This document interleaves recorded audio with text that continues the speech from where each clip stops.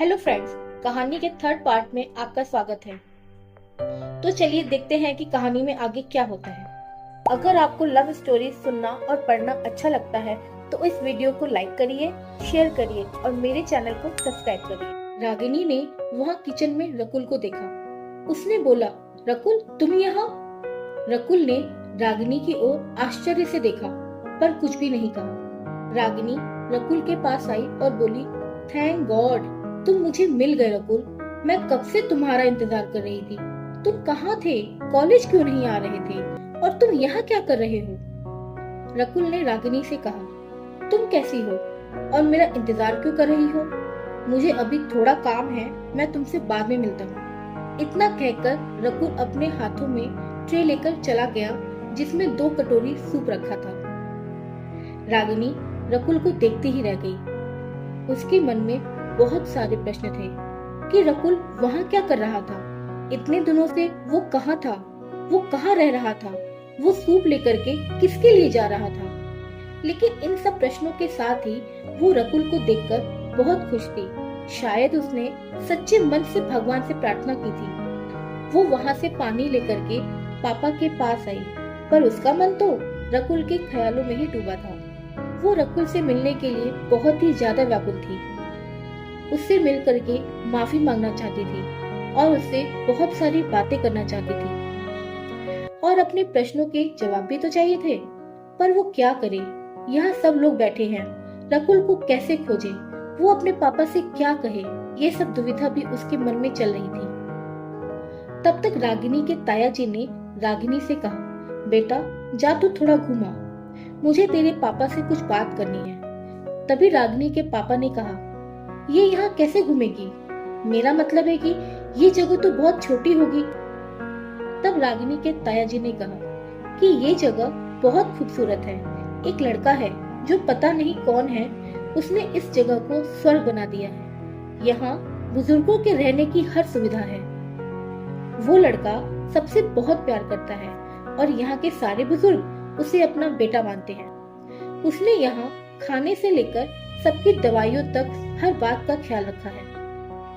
कहने को तो ये एक वृद्धा आश्रम है, पर यहाँ के बुजुर्ग अपने घरों से ज्यादा खुश हैं। हम भी बहुत किस्मत वाले हैं कि अपने घर से निकालने के बाद हमें इस जगह आने का मौका मिला, वरना हमारा क्या होता, हम अपनी बची हुई उम्र कैसे जीते।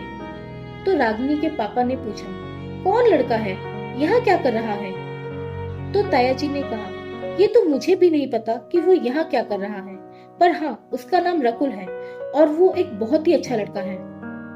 रागिनी वहाँ खड़े हुए ये सब बातें सुन रही थी। उसके पापा ने उससे कहा, जा रागिनी थोड़ा घूमा, मैं भैया से कुछ बात कर लूं। रागिनी ये सब सुनकर इतनी खुश थी कि वो तुरंत ही वहाँ से चली गई। वो तो बस रकुल से मिलना चाहती थी और उसके बारे में इतना सब सुनकर अब तो उसे सब्र ही नहीं था। उसे रकुल पर गर्व हो रहा था और उस प्यार पर भी जो वो रकुल से करने लगी थी, और अब तो वो प्यार और बढ़ गया था। वो वहाँ चारों तरफ घूमती रही और रकुल को ढूंढती रही। फिर उसने अचानक रकुल को देखा। रकुल वहाँ एक कमरे से निकल करके बाहर जा रहा था। उसने वहाँ रागिनी को नहीं देखा था। वो वहाँ से निकलकर बगीचे में जाकर एक बेंच पर बैठ गया। रागिनी को अचानक से देख करके रकुल बहुत आश्चर्यचकित था। इतने वक्त बाद अपने प्यार को अचानक देख करके कौन होगा जो आश्चर्य में नहीं पड़ेगा। रकुल अब तो रागिनी से बहुत ज्यादा प्यार करने लगा था, पर रकुल के लिए उस प्यार को महसूस करने के लिए रागिनी का पास में होना जरूरी नहीं था। वो इतने सालों में अकेले रह करके अपने प्यार को मन में रखकर जीना तो सीख चुका था, पर आज अचानक रागिनी को देख करके वो अपने आप को रोक नहीं पा रहा था। वो जल्दी से रागिनी के पास जा करके उसे गले लगाना चाहता था, पर कॉलेज में रागिनी ने उसे जो भी कुछ कहा था वो उसे भूला नहीं था और वो नहीं चाहता था कि दोबारा रागिनी के मुंह से वही सब सुन के उसका दिल फिर से टूट जाए। पर सवाल तो उसके मन में भी थे कि रागिनी यहाँ क्या कर रही है? क्या वो मुझे ढूंढते ढूंढते यहाँ तक आ गई? उसके साथ ऐसा क्या हुआ जो उसे यहाँ पर आना पड़ा? क्या वो मेरे लिए यहाँ आई है? वो बैठकर यही सब सोच रहा था और दूर से रागिनी उसको एक टकटकी लगाकर देख रही थी। फिर रागिनी से रहा नहीं गया और वो रकुल के पास जाने लगी। जैसे जैसे वो पास जा रही थी उसकी धड़कनें मानो तेज होती जा रही थी। वो उसके पास जाकर क्या कहेगी, उससे कैसे माफी मांगेगी, क्या वो उसे माफ करेगा, यही सब सोच रही थी। जब रकुल ने रागिनी को अपने पास आते हुए देखा तो वो वहां से उठकर जाने लगा। रागिनी ने रकुल को रोककर कहा, प्लीज रकुल रुक जाओ, मेरी बात सुन लो। मैं बहुत समय से तड़प रही हूँ, तुमसे माफी मांगना चाहती हूँ, कुछ कहना चाहती हूँ। रकुल ने रुक करके रागिनी से कहा, प्लीज रागिनी यहाँ से चली जाओ, एक बार तुम मेरा दिल तोड़ चुकी हो, अब अगर दोबारा तोड़ोगी तो मैं अपने आप को संभाल नहीं पाऊंगा। तुम जैसा समझती हो मैं वैसा लड़का नहीं हूँ। तुम मेरे बारे में जो भी सोचती हो उसकी वजह से मैं तुमसे नजरें नहीं मिला सकता, इसलिए मैं वो शहर छोड़कर यहाँ आ गया। मैं नहीं चाहता कि तुम मेरे बारे में कुछ भी गलत सोचो, क्योंकि तुम मेरे लिए बहुत ही ज्यादा मायने रखती हो। तो रागिनी ने कहा, प्लीज रकुल मुझे माफ कर दो, मैंने जिस दिन तुमसे वो सब कहा उसी दिन से तुमसे माफी मांगने का इंतजार कर रही हूँ। तुम्हारे बारे में मुझे गलत बताया गया था, इसलिए मैं तुमको नहीं जानती थी। पर उस दिन जब आयुषी ने मुझे तुम्हारे बारे में बताया, मैं अपने आप से बहुत नाराज थी, तुमसे मिलना चाहती थी, बात करना चाहती थी, पर तुम तो मुझे छोड़कर चले गए। प्लीज रकुल मुझे माफ कर दो, मैं अब और इस बोझ को लेकर नहीं जी सकती। एक बार कह दो कि तुमने मुझे माफ कर दिया। तो रकुल ने कहा, हाँ कॉलेज में मुझे सब ऐसा ही समझते हैं, मेरे बारे में गलत ही सोचते हैं, क्योंकि उनको ऐसा सोचने पर मैंने ही मजबूर किया है। मैं चाहता था कि लोग मुझे अमीर बाप का घमंडी और जिद्दी लड़का समझें, और मुझे इस बात से कोई फर्क नहीं पड़ता कि वो मेरे बारे में क्या सोचते हैं। इन सब के बावजूद मेरे बहुत सारे दोस्त हैं, पर मैं जानता हूँ कि वो सिर्फ इसलिए मेरे दोस्त हैं कि मेरे नाम के आगे मेरे पिता का नाम है। लेकिन आयुषी वो मेरी सच्ची दोस्त है, वही है जो मुझसे सच में प्यार करती है। उसको मेरे नाम से कोई लेना देना नहीं है। वो मेरे बारे में क्या सोचती है मुझे उससे फर्क पड़ता है, और पता नहीं उस दिन तुम्हारी बातों से भी मुझे फर्क पड़ा, इसलिए मैं सब छोड़ के यहाँ चला आया। तुम उससे भी छोड़ा है? रागिनी ने कहा, वो तुम्हारा इंतजार कर रही है और तुम्हारे लिए बहुत ज्यादा परेशान है। वो भी कई दिनों तक कॉलेज नहीं आई, शायद तुम्हें ढूंढ रही थी, लेकिन तुमने तो अपना फोन बंद करके रखा था। मैं तो तुम्हारे लिए कोई भी नहीं थी, पर आयुषी वो तो तुम्हारे लिए सब कुछ थी। तुमने उसके साथ ऐसा क्यों किया? रकुल ने कहा, उस दिन मैंने जो दर्द महसूस किया था वो बचपन में किया था, जब मेरी माँ मुझे छोड़कर चली गई थी। तब मेरे पास आयुषी भी नहीं थी, इसलिए उस दर्द से दोबारा गुजरने के बाद मैं शायद आयुषी को भी अपना हमदर्द नहीं बना सकता था। पर हाँ, तुम्हारी बातों से मुझे लग रहा है कि मैंने आयुषी के साथ गलत किया।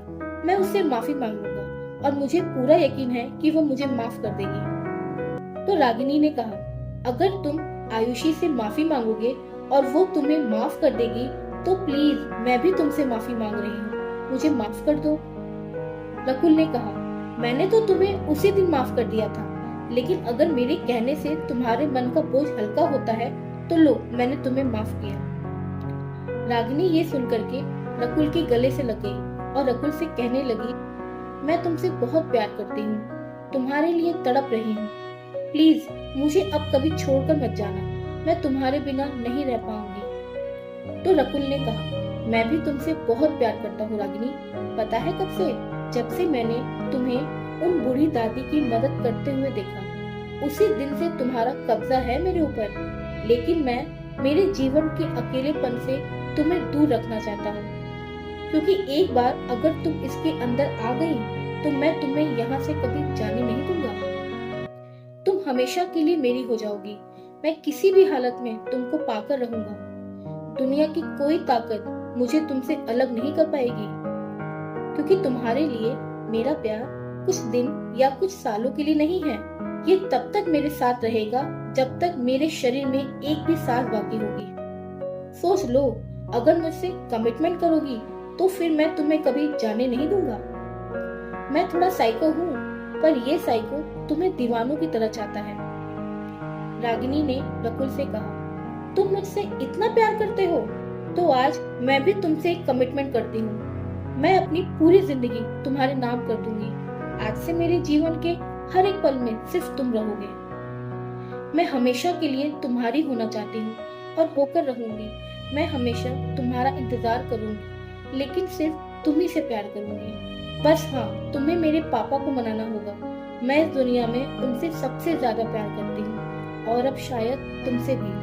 मेरे लिए आप दोनों ही अब मेरी दुनिया हैं। अगर तुम मेरे पापा को नहीं मना पाए तो भी मैं पूरी जिंदगी सिर्फ तुमसे प्यार करूंगी और तुम्हारा इंतजार करूंगी। तो रकुल ने कहा, तुम इस बात की चिंता मत करो, मैं तुम्हें तुम्हारे पापा से ही मांग के ले जाऊंगा। मैं माता पिता की वैल्यू समझता हूँ और तुम्हारे इस फैसले की इज्जत करता हूँ। तो इस तरीके से शुरू हुई रागिनी और रकुल की प्रेम कहानी। अब रागिनी ने रकुल से पूछा कि तुम यहाँ क्या कर रहे हो? यहाँ कौन है तुम्हारा? वो तुम्हारे बारे में कह रहे थे कि तुमने इस जगह को स्वर्ग बना दिया है, क्यों?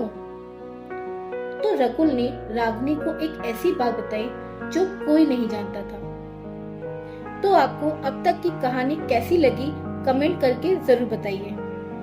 तो मिलते हैं कहानी के अगले भाग के साथ अगले वीडियो में। Thank you.